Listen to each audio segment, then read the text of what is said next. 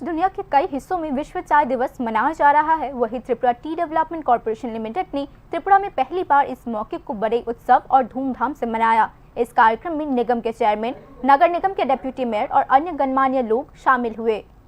अपने इतिहास में पहली बार Tripura tea development corporation limited ने विश्व चाय दिवस मनाया। इस कार्यक्रम में शामिल होने वाले प्रमुख लोगों में Tripura tea development corporation limited के चेयरमैन समीर घोष और अगरतला नगर निगम के डिप्टी मेयर मोनिका दास दत्ता शामिल रही।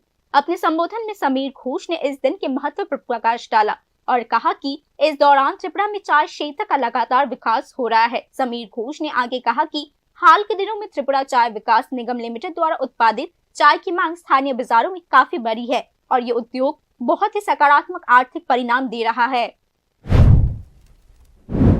18 পর থেকে আমাদের এই রাজ্যে যেমন সরকারের ত্রিপুরা চা উন্নয়ন নিগমের 2টি ফ্যাক্টরি রয়েছে, আমাদের 5টি চা বাগান রয়েছে সরকারের সরাসরি পরিচালনায়।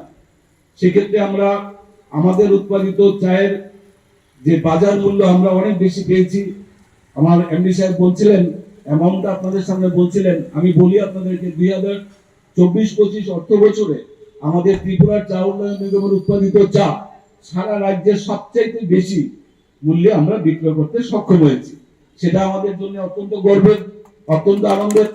তার কারণ হচ্ছে এই অকশন সেন্টারে কতগুলি প্যারামিটার থাকে, সেখানে আপনার কে কোথায় বসে আছে সেটা বিষয়টা চায়ের।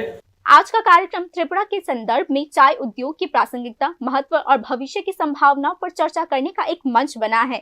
इसके अलावा इस बात को लेकर भी गहरा आश्वासन व्यक्त किया गया है कि सभी हितधारकों के सामूहिक सहयोग और प्रयासों से इस महत्वपूर्ण उद्योग का निरंतर विकास और विस्तार निश्चित है। Bureau report, news now.